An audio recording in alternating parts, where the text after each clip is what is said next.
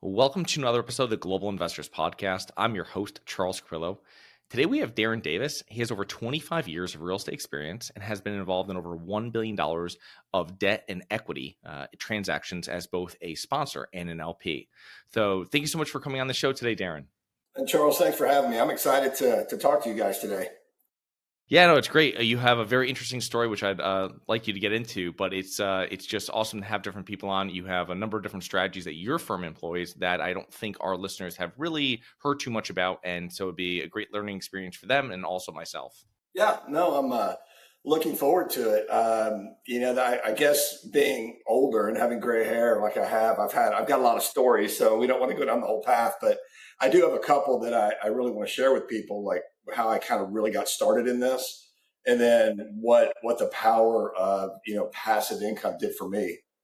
Pretty good story. Want to share that, but where would you like to start, and we'll get going. Yeah, so just to give us a little background of yourself, both personally and professionally, prior to getting involved in real estate, and then we can go into you, or you can go into your story about how passive income has become an instrumental part of your life. Yeah, and kind of what we're doing today as a company too. I'm probably not a lot different with my kind of age group. When I got out of college, the first thing I did, I had a business degree, and I went into sales and marketing. So I did a lot of. I was in sales, and I got into financial services at American Express. And then I noticed all my friends were getting into high tech, and I go, I got to learn about this high tech stuff. So I flipped over and started selling software, and had a really good career. I guess selling software, you didn't really have to be a techie; you just had to solve business problems. So, and that was what I did. But after 15 years of literally working Monday through Friday on an airplane, not a lot of social life, I kind of stepped back and I said, man, I'm not in control. I am working for somebody 24/7. And it felt like that. And then my father unexpectedly passed. And I think that's when I said, I don't know what I'm going to do, but I'm going to do something different. So the mindset had started. All right.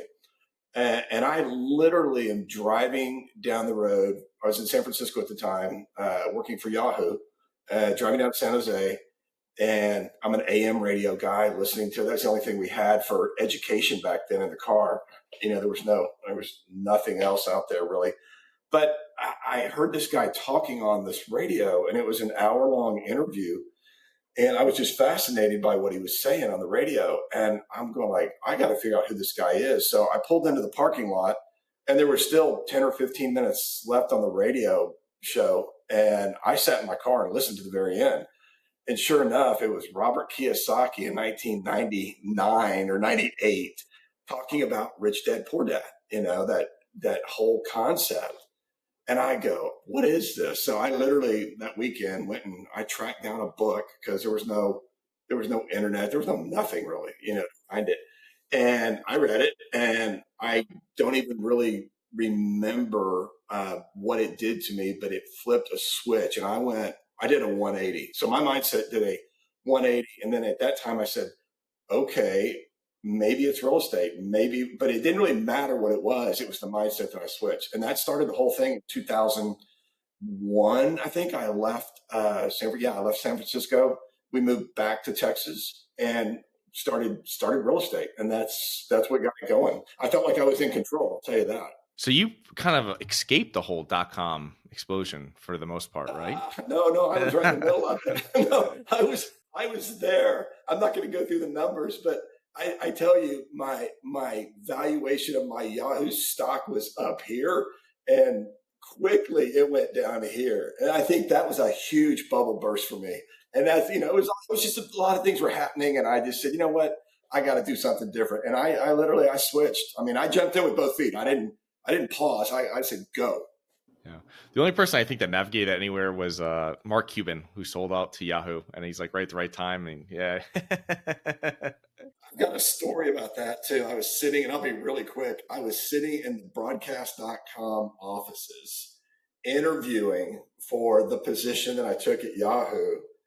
And Mark walks in, and I'm interviewing with their VP of sales, and he just looks at me, and he looks at the guy I'm interviewing with, who's a friend now. And he says, hey, you got to get him out of here, him being me. And my friends go, well, why? And he goes, just get him out of here. We got something. And so sure enough, as I'm walking out the door in my final interview to take the position, in comes Jerry Yang, the chief Yahoo, to announce that Yahoo had just bought broadcast.com. Yeah. So I woulda, coulda, shoulda. I was that close to being, you know. So, but anyway, quick little story. Yeah. So, yeah, Mark did good. Yeah. See, so tell us about how you got involved with real estate, because obviously people, they start one place in real estate and it's usually not where they end up after so many years of kind of learning with any type of business. Where did you start in real estate? How did you get involved? And how does that kind of pave the way to where you are now? Yeah, and I kind of want the listeners to really think about what I'm about to say, because I see so many people, they read a book, they study, they talk about it, but they don't execute. And I got to tell you, reading books are good, and you're going to learn something on that. But until you actually go out and do it, you're not going to feel the pains and learn from the experiences. Especially young people, I tell them, I say, guys, you've got to take some, and I call it chances because it kind of is in the beginning. But you're not going to win every single thing, but you're going to learn everything. You're going to learn a lot. But what I did, I mean, not really different. I started off with, three, maybe four. I want to say three single family homes because I didn't know anything. I didn't know how to get a loan. I didn't know what a syndication was. I didn't know anything. All I had was, kind of an idea of what I've read in a couple books, but I said, I got to go try this. So did a few single family homes, realized that that's not the path I wanted to continue going down. And I just started really working the network here in Austin. And I was introduced, I give this guy a ton of credit, but I was introduced to a gentleman that was doing exactly what I wanted to do. And that was syndicating and raising capital. But he was doing it for retail strip centers, kind of Class B retail strip centers. And I pretty much I didn't beg him, but I pleaded with him. I said, I can raise some money. Let me in. Show me how you're doing it. I want to learn. I want to learn. And he did. And we ended up doing 13 retail strip centers over the course of the next 4 years. And I didn't even know what a syndication was, but I learned, and I started off my first deal. I think I raised, 120 grand. I thought I'd hit the lottery. And then it was 250. Then it was 350, and it was really friends and family. And so I was in that group, but I learned the structure of syndication. And what happened on that is that all I did to find him is I kept networking. I kept asking questions. I kept just pushing. Because remember, I told you, I jumped in with both feet. So I had a wife and I had one little kid there and one on the way. But I started off doing syndications and I just learned. I did a lot of learning. And then from there, I thought, all right, I can do this on my own. Well, in 2007-ish, okay, I said, you know what?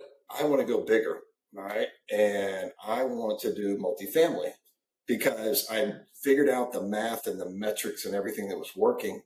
And sure enough, I did my first multifamily. And maybe not a lot of listeners can remember this, but 2007, 8, and 9 were probably the worst time ever to do development, especially your first one. But we did.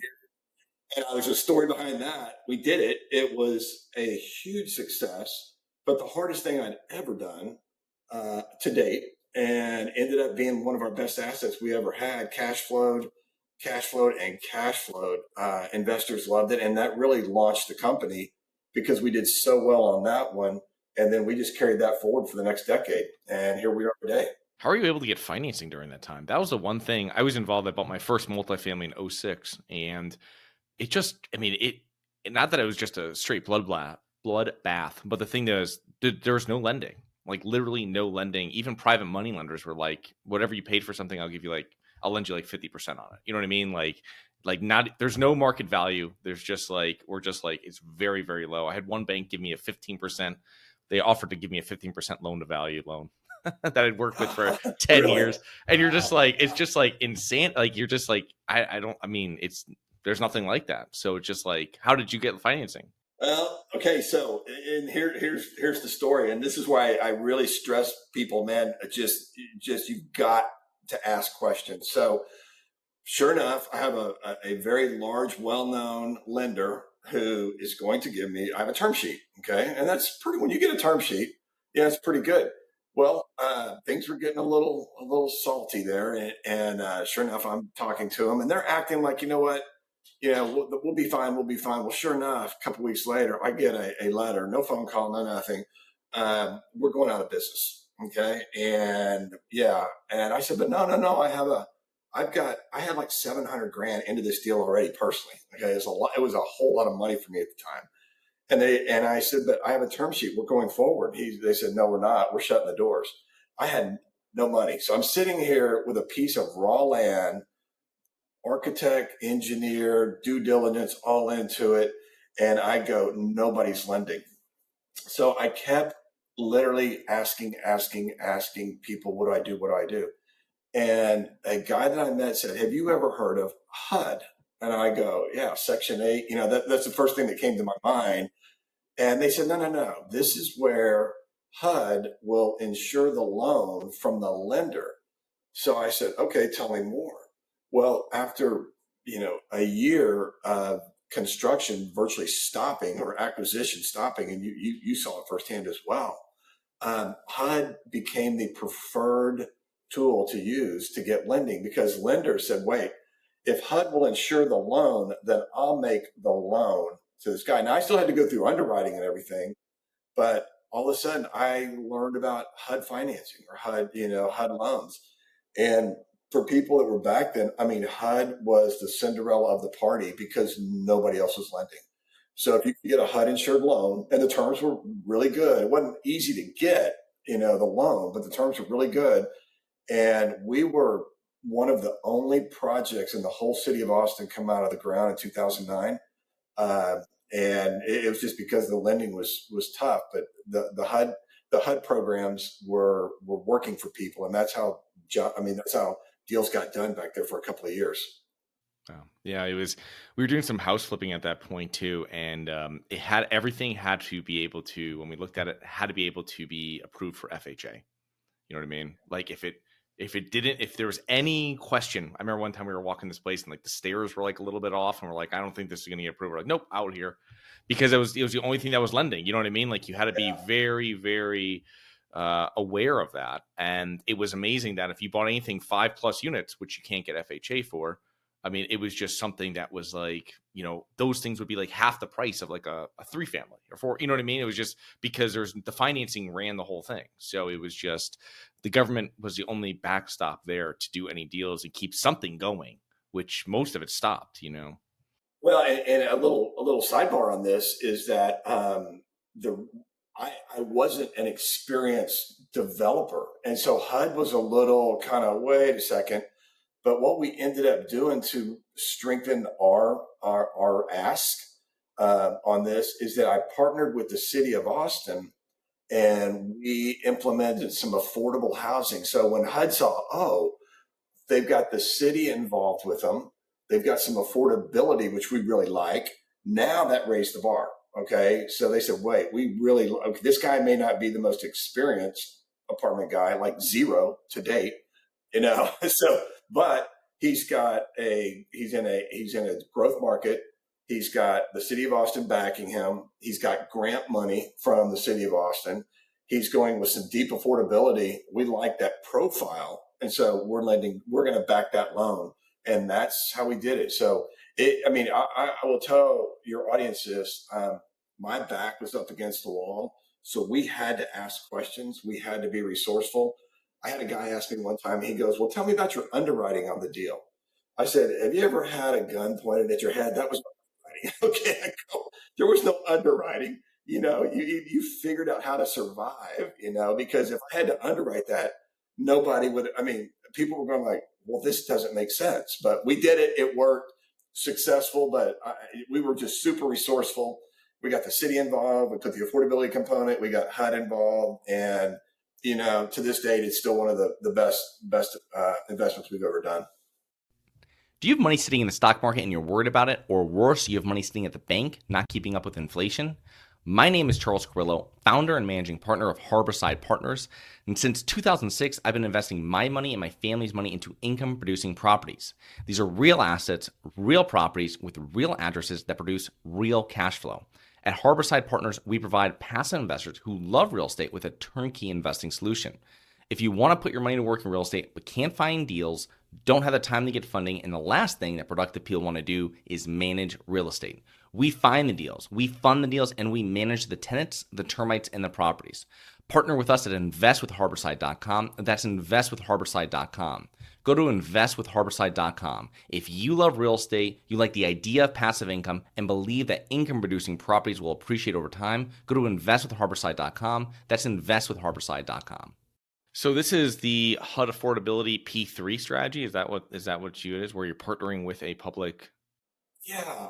So, and this is interesting. And I think this has, for your audience, I think this has a lot of runway for a long period of time. I mean, there's a housing shortage period. There's going to be. I don't think we can catch up unless Elon Musk figures out some way to put 1 million homes on the planet tomorrow. It's just going to take a while.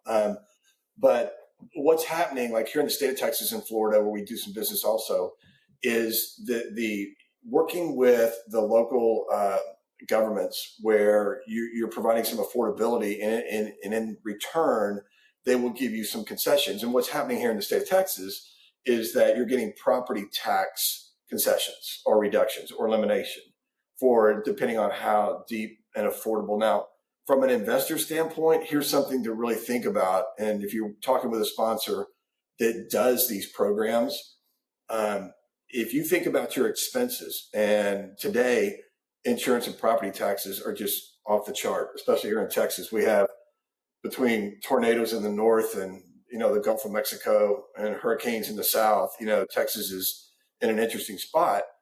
But so we're managing through the insurance, but we can eliminate the property taxes, and that's one of our biggest expenses. So if we can cap that at zero, which we do, and we have 50% of the units are affordable to some degree.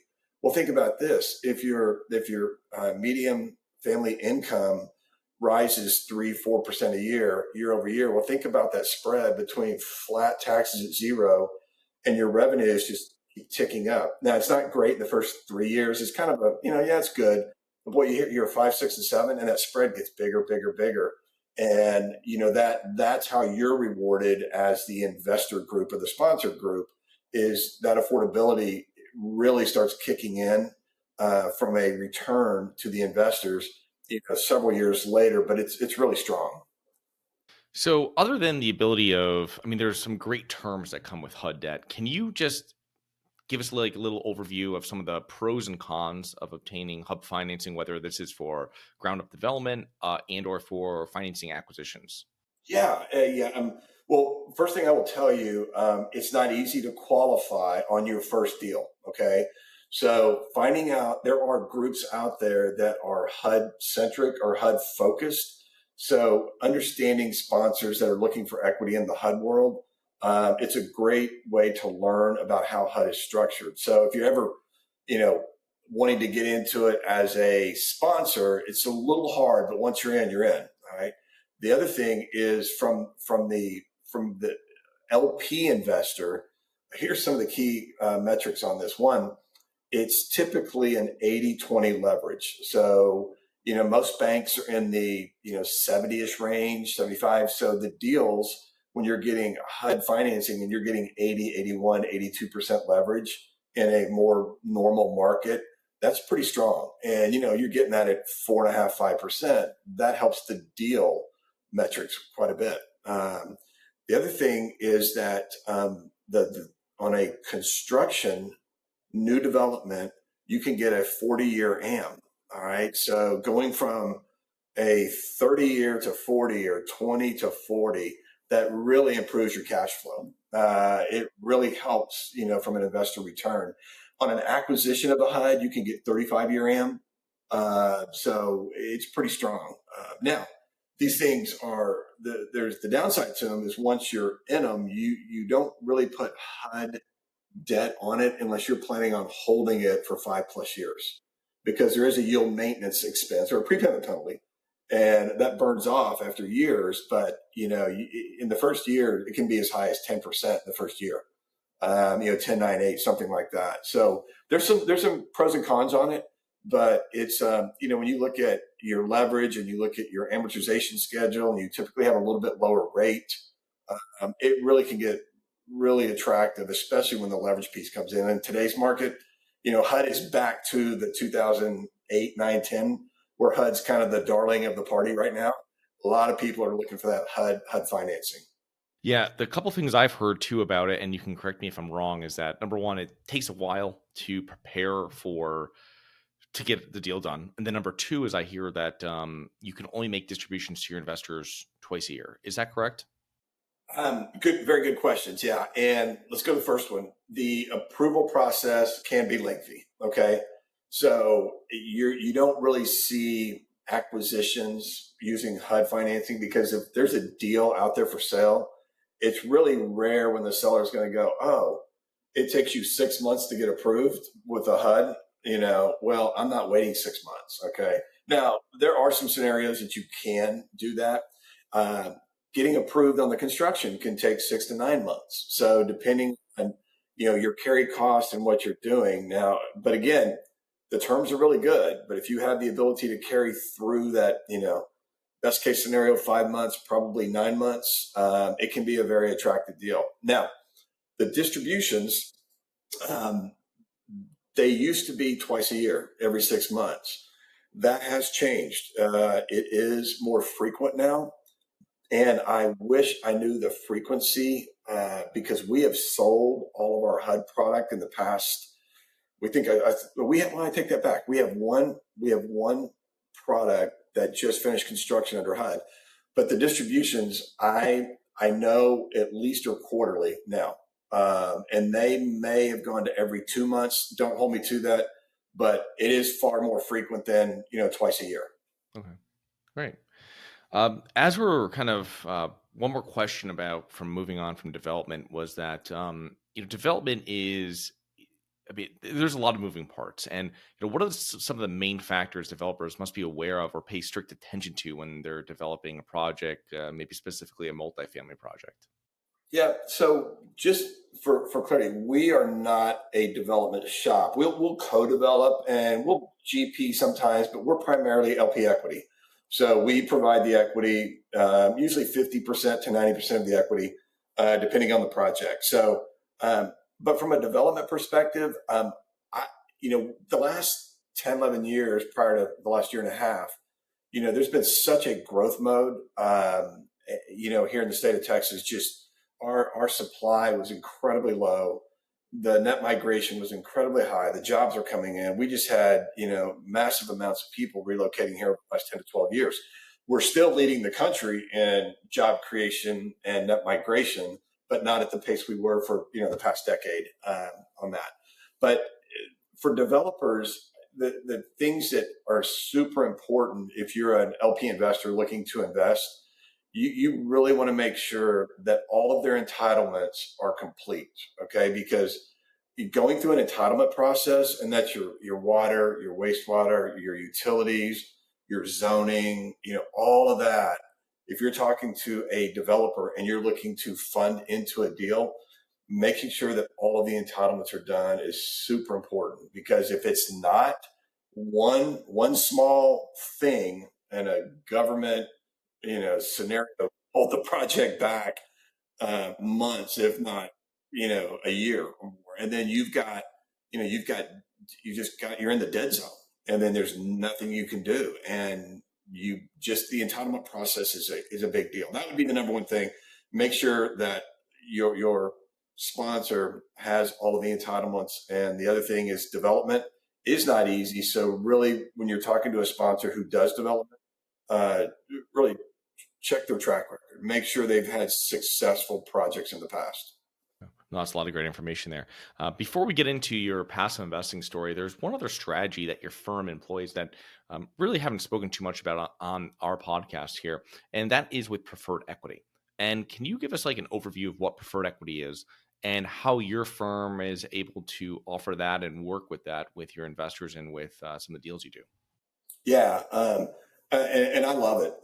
It is such a great tool, especially for LP investors today. But in the past, 10, 15 years, we've all lived in a world where you have your senior debt, your bank loan, okay, then you had common equity. So you had your capital stack was two components, common equity and debt. Well, what's happened is in the development world, especially that I'm very familiar with, a lot of development loans were taken out 3 or 4 years ago, and that 3.5%, 4% floating rate. Well, those rates have now climbed up to 8.5%, even 9%.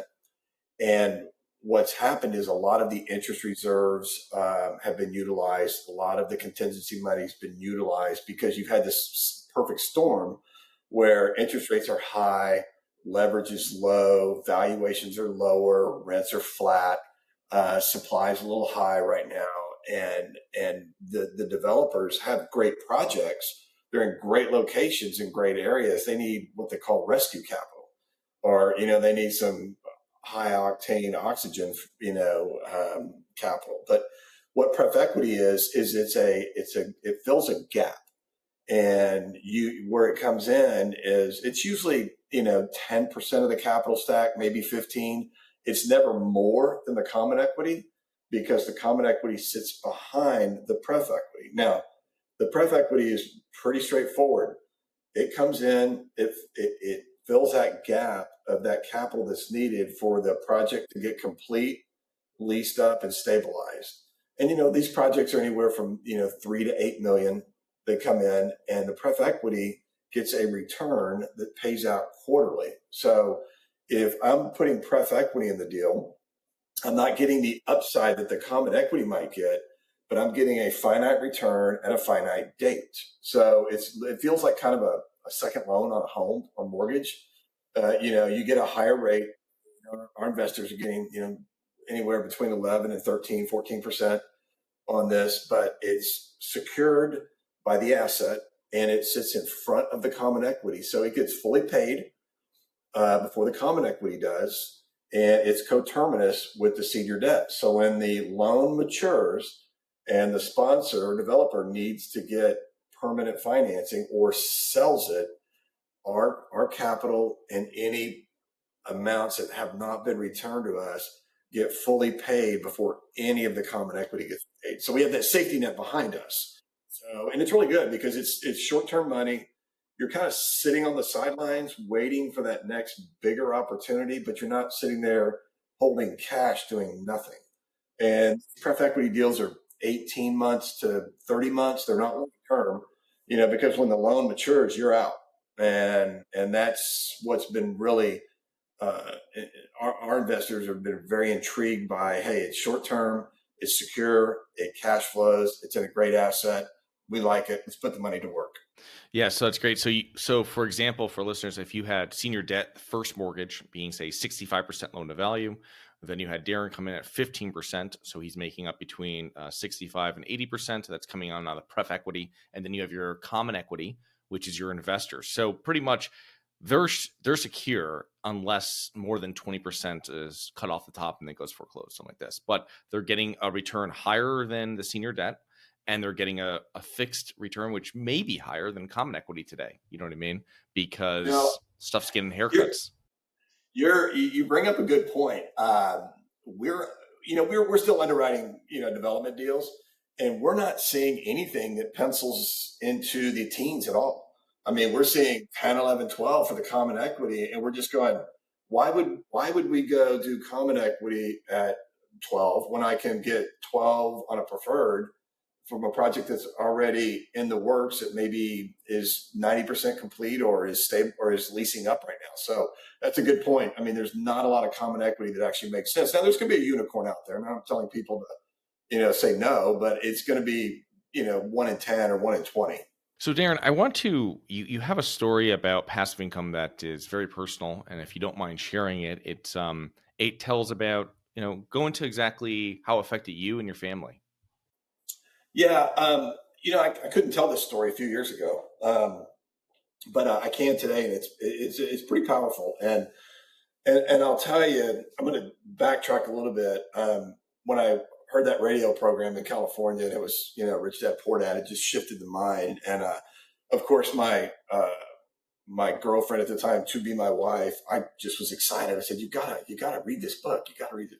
She read it. She goes, I get it. So I had a business partner also, so that was good.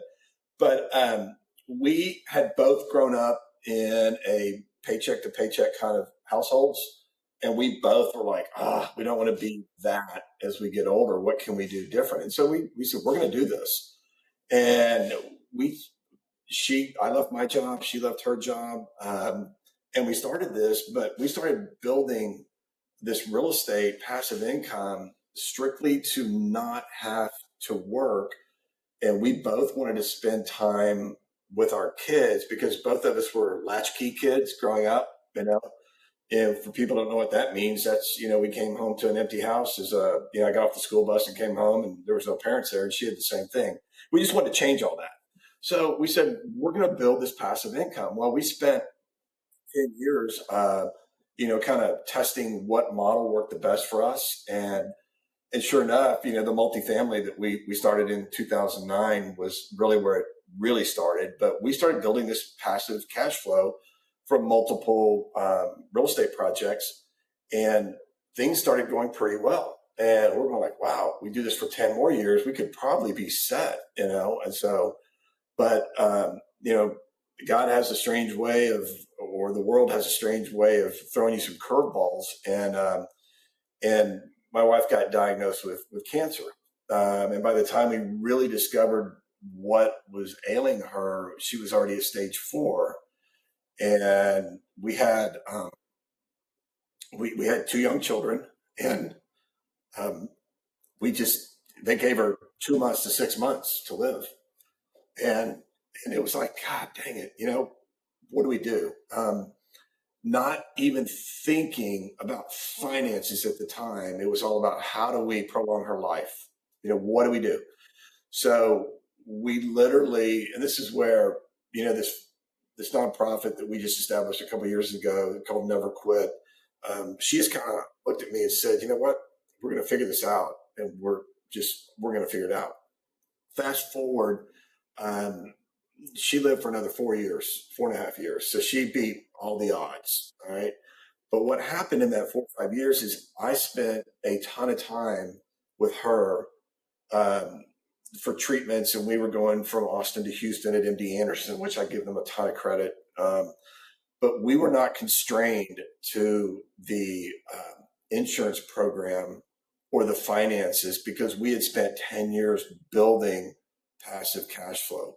So I was able to step back out of work and not work full time, take care of her, help raise our 2 small children. And I literally could not have done that if we didn't have passive cash flow. And I think most people know, medical expenses are the number one reason people go bankrupt. Okay. I mean, number one.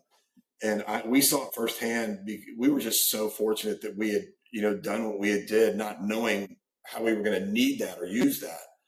But there was a couple that were pretty much on the same treatment schedule time that we were, and both of them were employees. And I saw them getting treatment based on what the insurance company said and not what the doctors wanted to.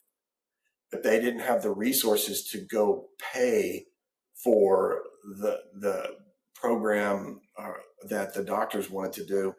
And I saw just gradually over the course of a year, just things started imploding on them. And I think they looked at us and going like, wow, these people seem not to have the same issues that we have. And we didn't.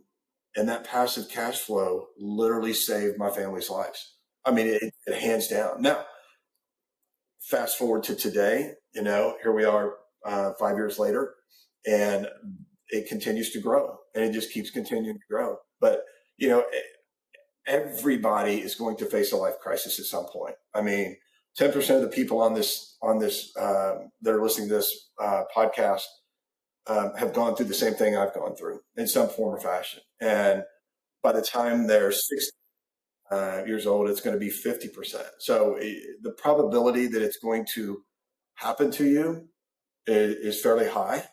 And the best thing you can do is, it may not be the perfect plan, but plan, and find ways to get cash flow, find ways to get multiple streams of income that don't require your time.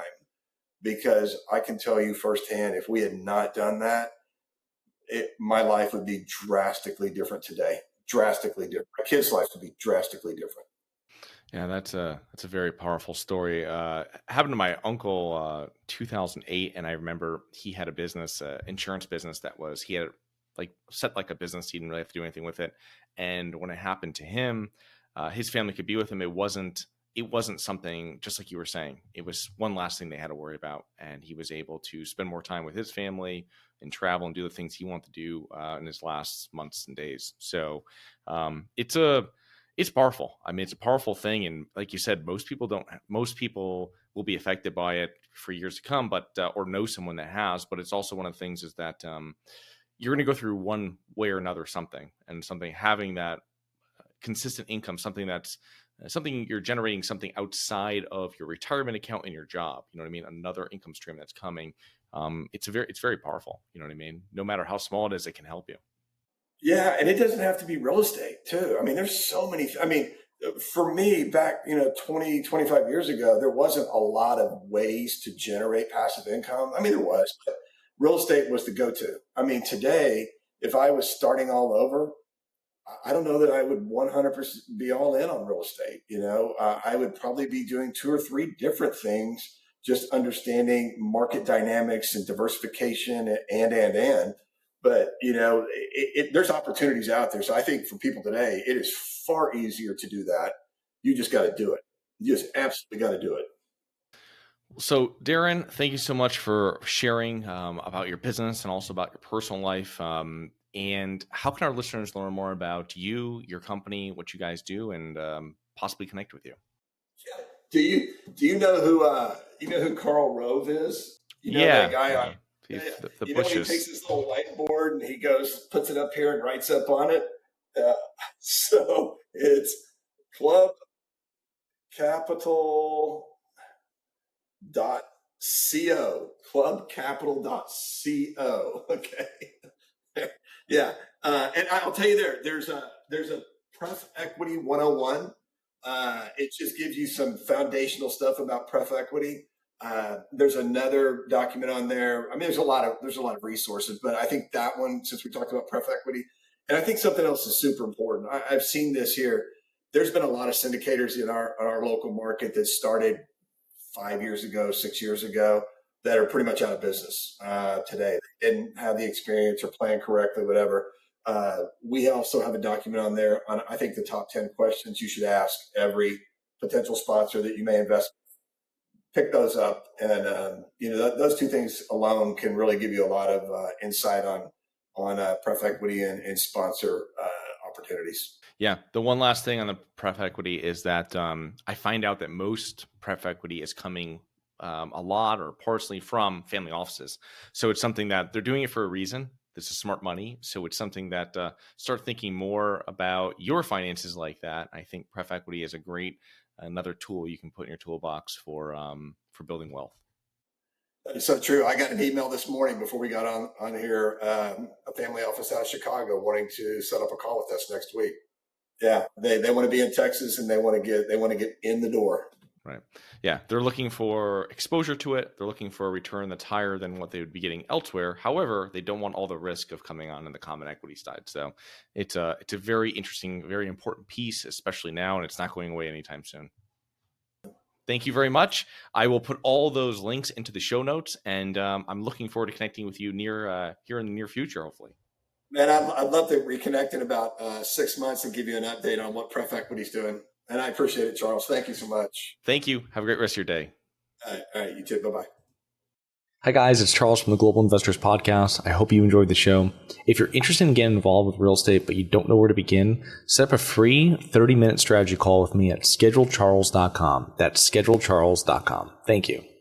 Nothing in this episode should be considered specific, personal, or professional advice. Any investment opportunities mentioned on this podcast are limited to accredited investors. Any investments will only be made with proper disclosure, subscription documentation, and are subject to all applicable laws. Please consult an appropriate tax, legal, real estate, financial, or business professional for individualized advice. Opinions of guests are their own. Information is not guaranteed. All investment strategies have the potential for profit or loss. The host is operating on behalf of Syndication Superstars LLC exclusively.